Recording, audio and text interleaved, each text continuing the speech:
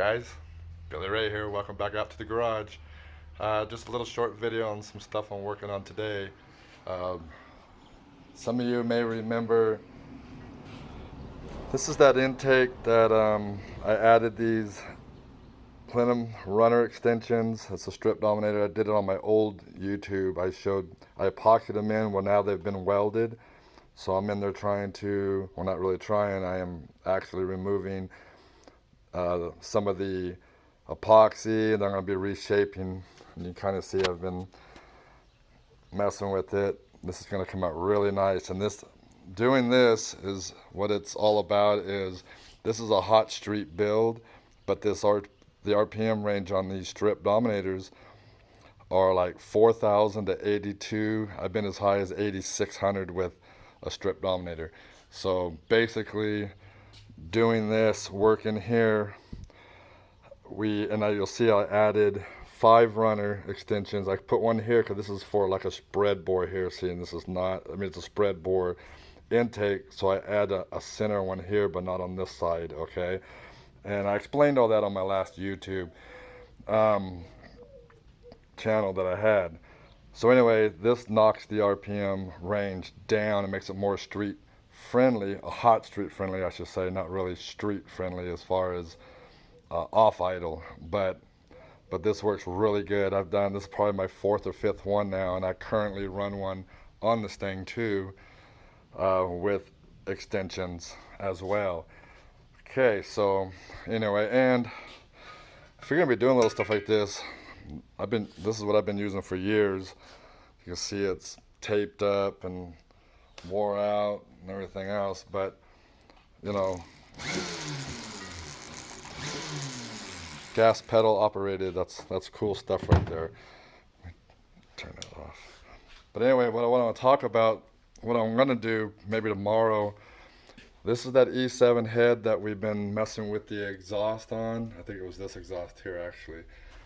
Okay, and we machined this here. We did a couple things just to see. We're slowly trying to get some CFM in stages. But what I'm going to do tomorrow, I went ahead and cleaned this chamber up, and I cleaned the valves up, as you can see.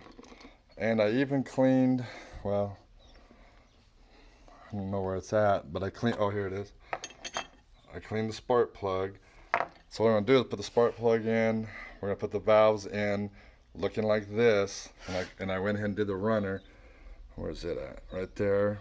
Okay, cleaned it, and I'm going to go ahead and shoot. I'm going to put it on the flow bench at 450 lift is what I want to use, because it's just stock port, and I'm going to go ahead and shoot the dicom into the port, and then we're going to see where it all hits. I've told you before, I'm not a big dicom fan, only because I feel that it dries too quick before it gets to all the areas. But then when I was doing it back in the day, I was shooting through the intake manifold as well. That's going to be bolted to the cylinder head that's going to be running with the combo.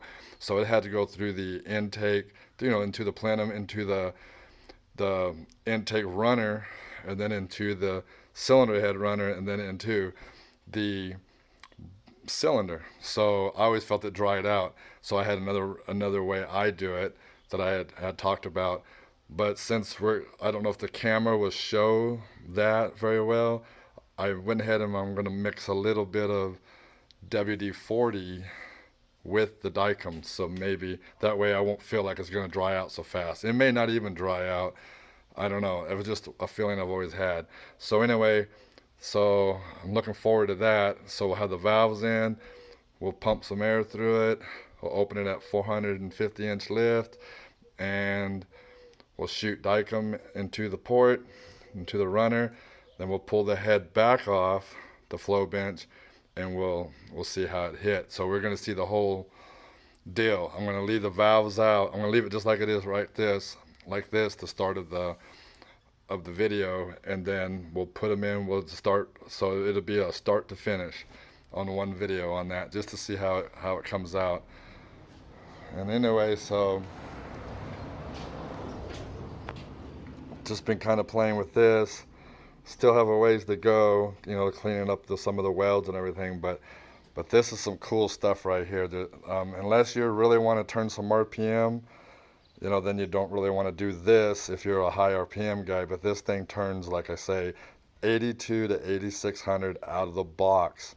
So adding these extensions actually changes and helps the RPM, the band of it. Okay, it drops it all the way down. So it just moves the whole, it makes it more broad. Let's put it like that, a broader range on the RPM, but it drops the RPM on top and on the bottom.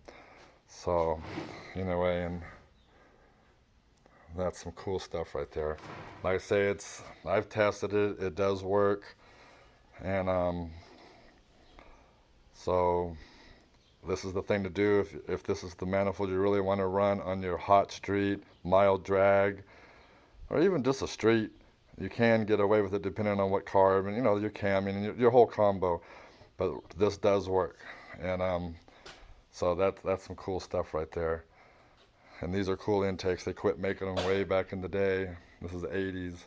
You know, the very early 80s, I think, is when they stopped making them, to mid 80s, somewhere in there. The Holley Strip Dominator. All right. So anyway, all right, guys. I guess I talked a lot on that one. But anyway, so the E7 head tomorrow. Hopefully everything works out and I'll be able to do that tomorrow.